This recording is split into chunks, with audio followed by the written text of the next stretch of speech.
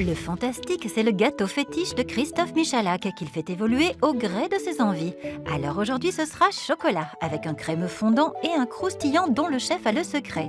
Et pistache, il en ajoute dans la base sablée de son gâteau et dans la chantilly surmontée de quelques-uns de ses fruits secs caramélisés.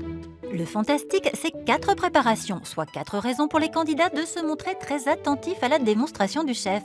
Car oui, ils ne pourront compter que sur leurs notes lors de l'épreuve pour reproduire ce beau gâteau. On va commencer tout simplement par la crème anglaise chocolat, ce qu'on appelle le crème au chocolat. Le crème au chocolat, j'ai besoin de quoi? Du lait, de la crème, jaune, sucre et chocolat noir. D'accord? Alors, je vais déjà prendre, dans un premier temps, je vais faire ma crème anglaise. Donc, je vais tout mélanger ensemble. Lait, crème.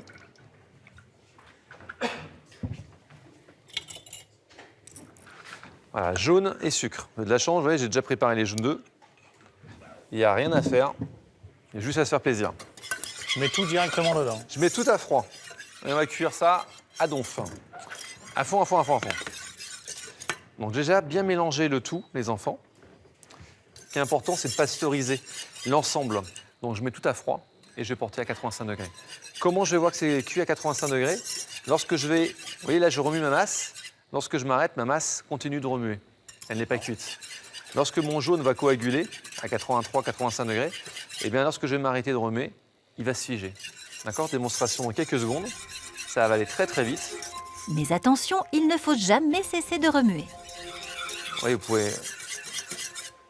On n'y est pas tout à fait. Allez. Allez, on y est presque là. Vous voyez? Je remue. Ah oui, d'accord.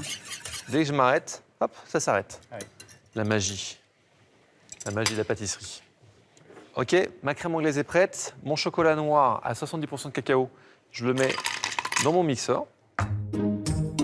Et le chef verse sa crème anglaise bien chaude directement sur le chocolat, puis il mixe le tout. Voilà, je mixe bien. Voilà, je veux quelque chose de très homogène, je veux pas un seul grain. Quand la préparation est bien lisse, le chef l'étale dans un plat réfrigéré pour la refroidir plus vite. Alors, bien évidemment, à la maison, on peut se permettre de faire ça 24 heures à l'avance. La règle du chef, mettre un papier film au contact pour éviter qu'une croûte se forme. Et direction le congélateur. Ça, c'est la première étape. C'est efficace. Hein. Quand on te regarde, c'est facile, la pâtisserie. Ouais, mais si, mais c'est facile. Je suis là pour vous prouver que c'est vraiment facile. Alors, ce qui est important, c'est d'enlever et faire un peu de propre. Voilà. Et ne pas se perdre dans les différents chocolats. Après celui du crémeux, voici ceux pour le croustillant qui va constituer la base du gâteau. Le chef va d'abord hacher du chocolat noir, puis du chocolat au lait en quantité égale. Il verse le chocolat dans une casserole et met le tout à fondre à feu doux. Hop, ici. Là, je mets à 5 juste au début pour commencer. L'idée, c'est de chauffer. Je vais juste faire fondre mon chocolat. Donc, je ne veux surtout pas le brûler. Je veux juste qu'il soit fondu. D'accord? Voilà. Hop là. Allez, je baisse tranquillement et j'y reviendrai un peu plus tard.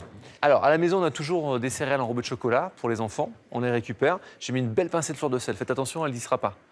Ensuite, j'adore les biscuits shortbread, j'adore ça. Bah oui. Ça Qui n'aime pas. glisse tout seul dans l'estomac. Et puis des petites pistaches.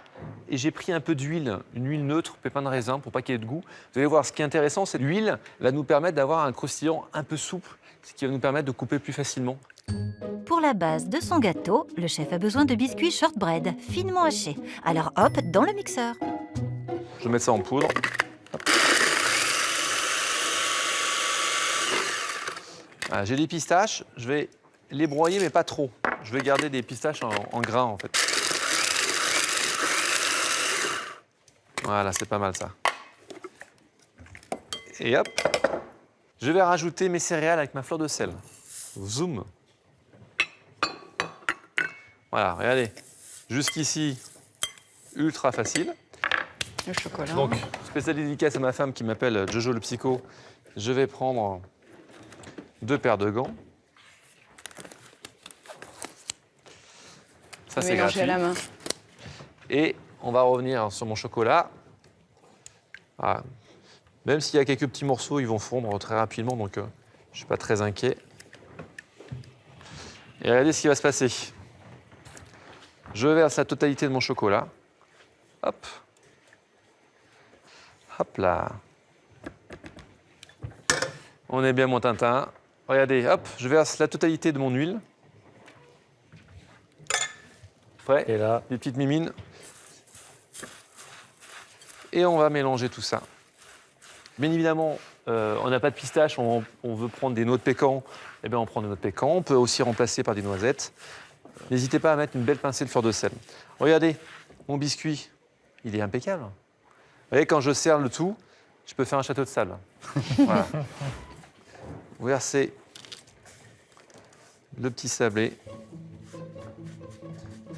Vous étalez ça tranquillement. C'est ludique, ça. Hein. Vous avez vu comme c'est facile? Le croustillant, c'est quelque chose que j'ai déjà fait, donc ça m'affole pas. Tout va bien, alors on continue. Le chef tasse son petit château de sable avec le dos d'une cuillère pour faire une galette épaisse qui va rejoindre le crémeux au chocolat. Au congélateur.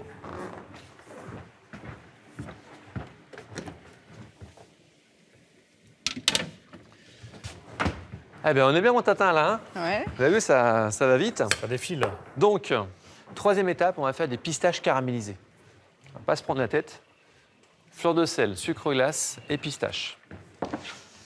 On Donc, utilise beaucoup le sel en pâtisserie. ouais, énormément. Hein Finalement. Ça fixe les saveurs et en fait, voilà, ça rehausse surtout C'est un le exhausteur, goût ouais. des choses. Alors, je vais mettre mes pistaches avec du sucre glace. Je vais essayer de mettre... alors moi, j'aime bien mettre à peu près le même poids de sucre glace pour le même poids de pistache. On va les caraméliser, c'est une technique assez facile. Ici, on est dans une rapidité d'exécution parce qu'on doit tout faire en moins de 30 minutes. Ça va, il y a un peu de poudre. Voilà. Je mets une belle pincée de fleur de sel. Et le tout va caraméliser doucement tandis que le chef mélange pistache et sucre glace. Vous voyez, en fait, le sucre glace, ce qui est agréable, c'est qu'il va fondre très très vite au contact de la poêle. Et ça se voit déjà ici. Hein. Ouais. Il commence à fondre. Là, vous voyez, je sors un peu de la poêle hein, quand il le faut. Vous voyez, là, je suis pas mal. Voilà. Je n'hésite pas à porter un peu en cuisson parce que la pistache, elle sera encore meilleure lorsqu'elle sera légèrement grillée. Voilà, là, je peux arrêter. Vous voyez, quand ça commence à chanter, là, on va s'arrêter. Voilà. Super facile. On va faire refroidir ça assez rapidement parce que ça, c'est un peu le problème de la pâtisserie. On cuit pendant 5 minutes et on a besoin de 3 heures de réfrigération. Donc, au congélateur. Pendant ce temps, quatrième préparation pour ce gâteau fantastique, la chantilly. Le chef l'a dit et répété, le secret, c'est une crème liquide et un récipient bien froid. Le tout patienté d'ailleurs au réfrigérateur. Alors ça, on peut même faire ça à la maison tranquillement, un peu à l'œil. Alors la cuve bien froide, ça c'est important. Je vais mettre la totalité de ma pâte de pistache dès le début. Voilà, je veux que c'est le goût de pistache. Je vais mettre la totalité de mon mascarpone. En général, je mets 10% de mon mascarpone. Hein. Si vous montez 1 litre de crème, mettez juste 100 g de mascarpone, ça suffit amplement.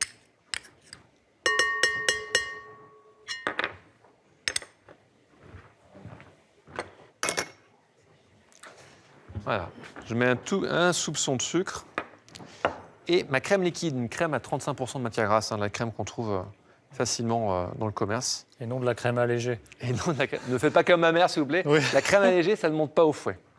Il faut le savoir. On peut battre pendant des heures. Voilà. Alors, pour éviter d'en mettre partout, je vais calfeutrer le tout comme ceci. Voilà, et je vais monter à pleine puissance.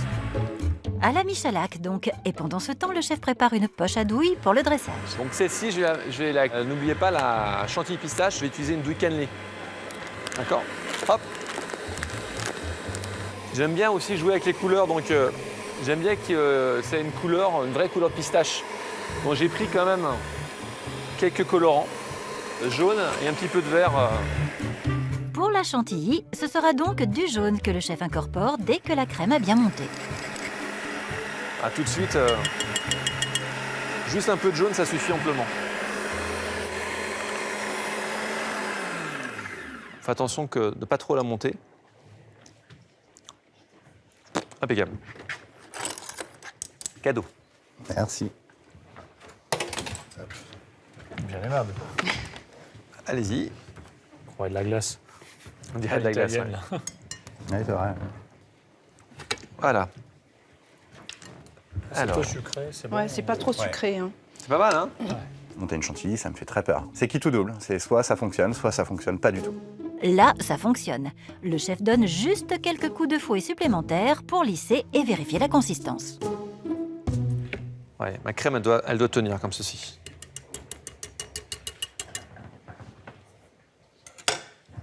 Et là, regardez, à l'aide de ma corne, hop, ouais, on a une belle couleur vert pistache.